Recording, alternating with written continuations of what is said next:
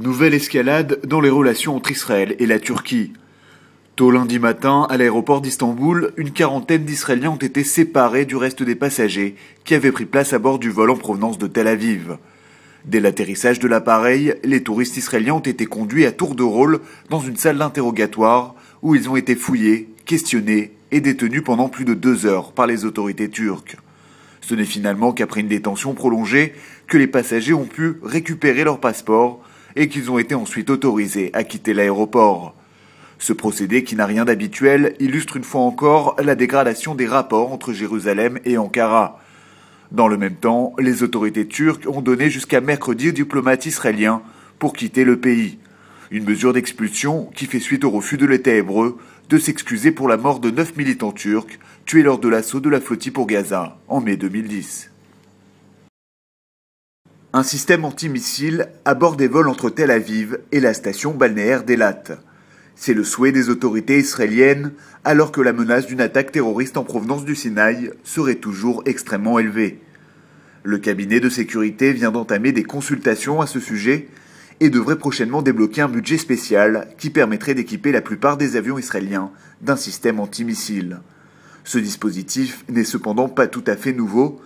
En 2002, après l'attaque manquée contre un avion de la compagnie El Al à Mombasa au Kenya, plusieurs avions de ligne israéliens, ceux effectuant notamment des vols long courriers, se sont vus attribuer un système permettant de déjouer les tirs de missiles antiaériens.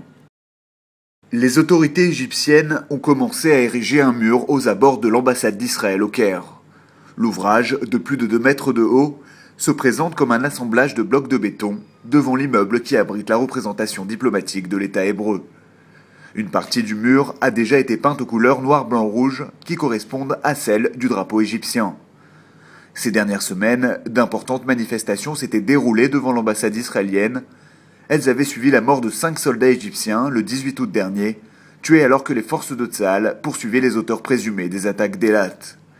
Lors d'un de ces rassemblements, un Égyptien était parvenu à escalader l'imposant bâtiment et à remplacer le drapeau israélien par celui de l'Égypte sous les acclamations de la foule.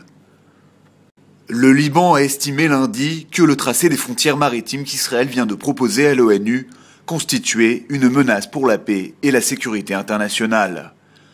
Par l'intermédiaire d'une lettre officielle, Beyrouth a décidé d'alerter le secrétaire général des Nations Unies, Ban Ki-moon, lui indiquant qu'il rejetait le tracé présenté par Jérusalem. Un tracé qui, au dire des responsables libanais, empiète sur la zone économique exclusive de leur pays. Le sujet est d'autant plus sensible que d'importants gisements naturels de gaz ont été découverts l'an passé dans l'est de la Méditerranée. Ces ressources, dont une infime partie doit être exploitée par le Liban, sont susceptibles d'assurer à Israël une indépendance énergétique pendant plusieurs décennies. Mais ces derniers mois, le Hezbollah a averti à plusieurs reprises qu'il n'hésiterait pas à s'attaquer à des sites stratégiques israéliens si l'État hébreu s'emparait de ressources de gaz appartenant au Liban et si il ne respectait pas sa souveraineté maritime. Après 2 faux départs, le procès d'Hosni Moubarak a enfin débuté ce lundi au Caire. Comme lors de ses précédentes comparutions, l'ancien Raïs égyptien est arrivé sur une civière et donnait l'impression d'être extrêmement affaibli. La reprise de l'audience, à huis clos et sans télévision, a été marquée par les auditions de 4 témoins, 4 policiers ayant participé à la répression contre les manifestants. Parmi eux se trouvait le général Hussein Moursi, qui commandait le centre opérationnel des forces de sécurité égyptiennes lors du soulèvement. Il a affirmé n'avoir reçu aucun ordre de tirer sur les manifestants.